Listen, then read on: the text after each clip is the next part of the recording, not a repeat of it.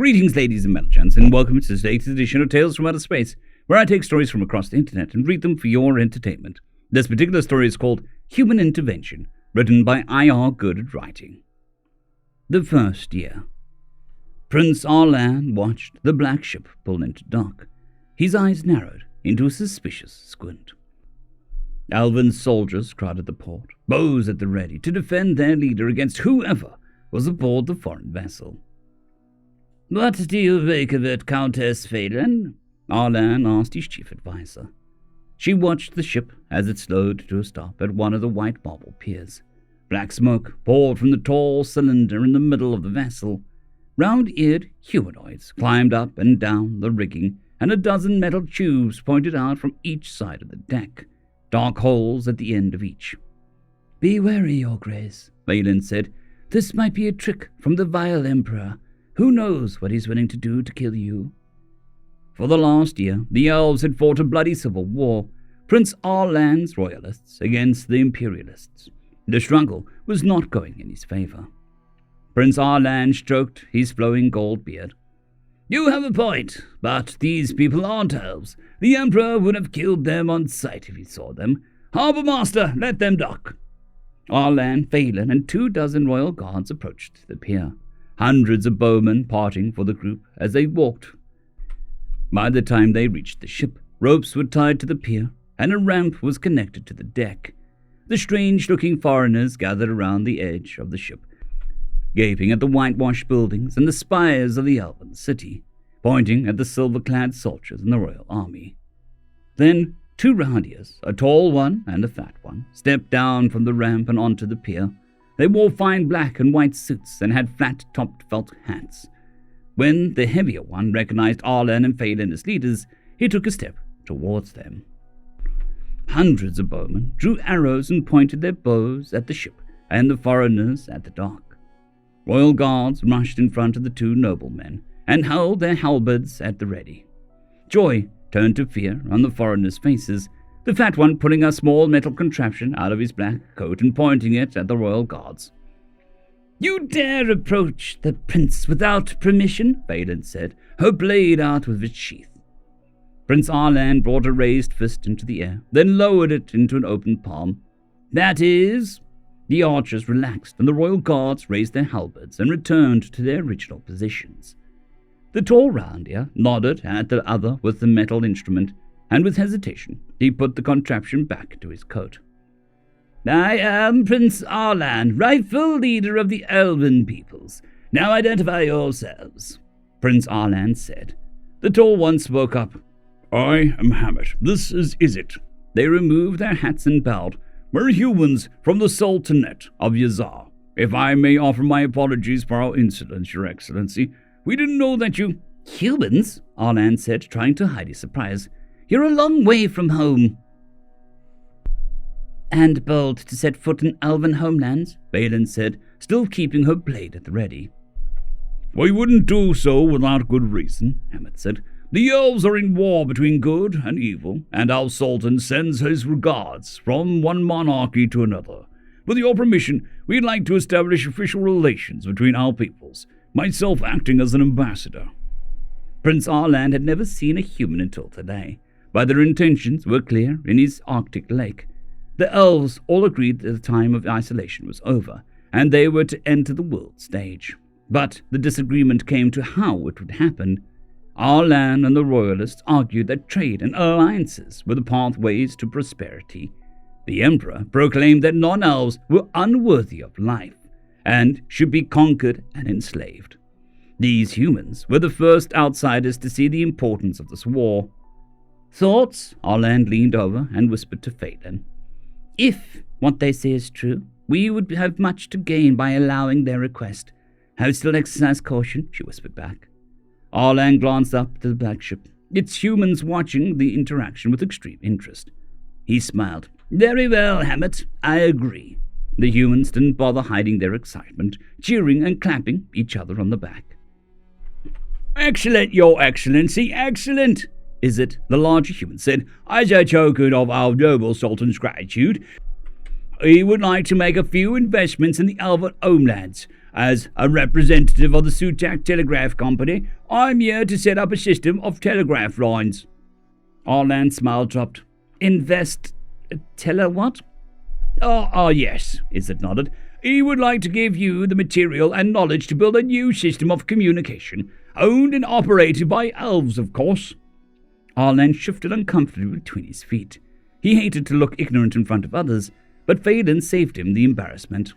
What exactly are these, telegraphs? She asked. If you would allow me to demonstrate, I'd like to answer your question with another question. How many days does it take to deliver a message from here to the front lines? 8 days, if you ride non-stop, exchanging riders and horses regularly. Why do you ask? Arlan said.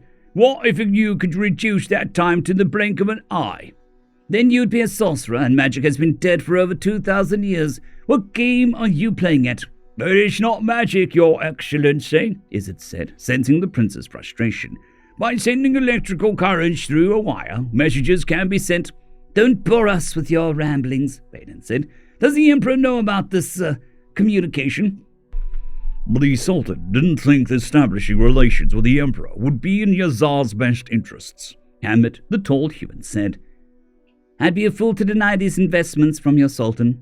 I will allow it. The two humans bowed again. Wonderful, Izzet clapped. You won't be disappointed, good prince. I have my doubts. The second year. Ready, ma'am, fire!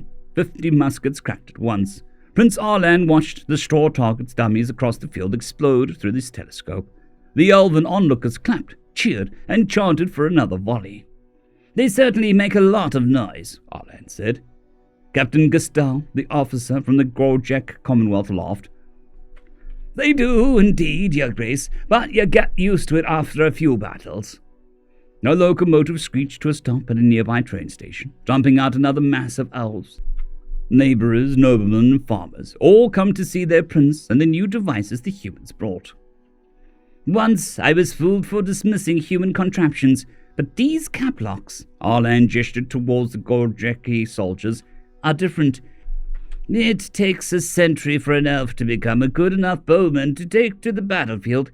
How long did these men train?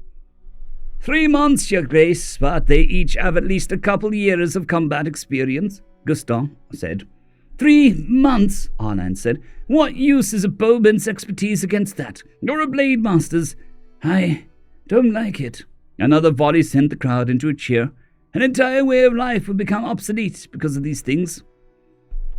With all due respect, elven society is already changing. Throwing rifles into the mix won't get the snowball rolling. The damn thing's already halfway down the hill. Arlan opened his mouth to speak. Then a messenger pushed his way through the crowd and hurried towards the two. Telegram from the front, Your Grace, the boy whispered to the prince's ear, handing him a long, thin paper. Arlan unrolled the message with his thumb and read, 4th and 6th armies engaged Imperials. Stop. Stalemate. Stop. Heavy losses on both sides. Stop. Regrouping behind river for next orders. Stop. Message sent by Countess Phelan. The Prince Arlan let go of one end and let the message roll up. He closed his eyes, gritted his teeth, and clenched his fists, crushing the message in his hands. Gustav awkwardly rubbed his bald head and stepped closer. Your Grace, I understand your concerns about the rifles. I do, but humanity needs you to win. The Emperor hates humans and wants nothing more to do with us. What if he has the change of heart, or has a son who gets curious about human tech? If the Emperor takes power and gets the guns, steamships, medicine, artillery, and everything else, the results for the rest of the world will be catastrophic. Arlan opened his eyes and looked at the locomotive. He followed the tracks and the telegraph lines back towards the city. Already black clouds billowed into the air from the newly constructed factories and mills. The only barriers that stood between the Emperor and the complete domination were the humans and their support. As much as it pains me to say it, you are right. We can't keep fighting stalemates and victories where we lose as many men as they do. These guns have to make a difference. The third year. So this is where the war ends, Prince Arlan said, watching the approaching army through a spyglass. If the gods are good, Your Grace, Countess Phelan said, reins in one hand and a revolver in the other. The two watched the distance close between the two armies, the open field in between getting narrower with each second. A detachment of royal guards accompanied the two, armed with repeating carbines. Observers from 24 human nations watched from lower on the rise. Arlan looked to his own forces. Lightweight mortars, breech-loaded cannons, and Gatling guns were spaced out between the infantry. Carabiniers and other light cavalry rode back and forth behind the line. The royal army held their ground. 10,000 bayonets pointed towards the sky. With guns from the Grojik Commonwealth, uniforms imported from the Salpevian Republic, training conducted by Toyan Empire officers, the royalists were more human than elf, minus the round ears, he thought to himself. Where would we be if it wasn't for the first human ship that sailed into port? Dead, Phelan said. The Emperor's host was massive. Even after years of fighting, he was able to muster a force that outnumbered the royalists 5-1. The dust cloud kicked up by the marching columns could blanket Arlan's entire force. Then the Imperialists stepped into range. A plume of smoke shot out from the cannons, the boom following a moment later, hitting Prince Arlan's chest. Thousands watched the first shells whistle across the field, exploding harmlessly far above the Imperials. The Imperials hesitated, then, driven on by the Emperor himself, continued the advance. Next, the mortars fired, lobbing their projectiles high in the air. At the top of the arc, the cannon shot their second volley. Both cannon and mortar hit the targets at the same time, causing chaos in the Imperial ranks. Thousands of elves, unsure of the Emperor's immortality, broke and ran in the opposite direction. Still, his supporters and veterans continued to march. A horn blew across the royal army's flanks, and the cavalry advanced. Silver coursers raced across the field, carrying riders armed with revolvers and carbines. Imperial heavy cavalry rode out to meet them, both horse and rider clad in thick armor. Prince Arlan felt the earth tremble as the two sides approached at a gallop. The heavy cavalry lowered their lances and readied for the collision with the royal coursers, until Arlan's cavalry stopped and pointed their guns. A staccato of shots rang out as the royal cavalry emptied their weapons into the Imperials. Horses stumbled and died. Riders fell off their saddles, only to be dragged across the field by the stirrup. By the time the heavy cavalry reached the smoke cloud created by the gunfire, the royals were long gone, already safe next to the infantry and artillery. They cursed and spat. Some hurried back to their own lines. More decided there was nothing they could do and left before things got worse. When the Imperial infantry reached the bodies of the heavy cavalry, the Gatling guns opened fire. The pop-pop-pop of each machine grew in intensity until each shot became indistinguishable from the next. Imperials died in waves to the guns. Prince Arlan cringed at the sight. "What kind of war is this?" Balin asked. "The only kind of war where we could beat the Emperor. Human war," Arlan said. The constant fire from the artillery was too much to bear for the Imperials. Almost the entire army began to mass rout. A cheer went up in the royalist line, thinking the battle was over. Then they saw the Imperial center still advancing. The Emperor and his idiots were the last ones standing. Whether the Emperor couldn't live with the shame of defeat or wanted to become a martyr, Arlan couldn't say. The Imperials raised their blades and halberds into the air and let out a battle cry and charged towards death. Infantry, cavalry, and artillery opened up in the last of the Imperials. The Emperor died on the field, and with him the last hope of world conquest for elves. End of story. I would just like to thank the T5 supporters: Bushmaster 117, Caspar Arnholtz, Draxzoon WRE, Elijah Silvercross, Gray, John Carrington, and Severin Cerberus. Thank you very much.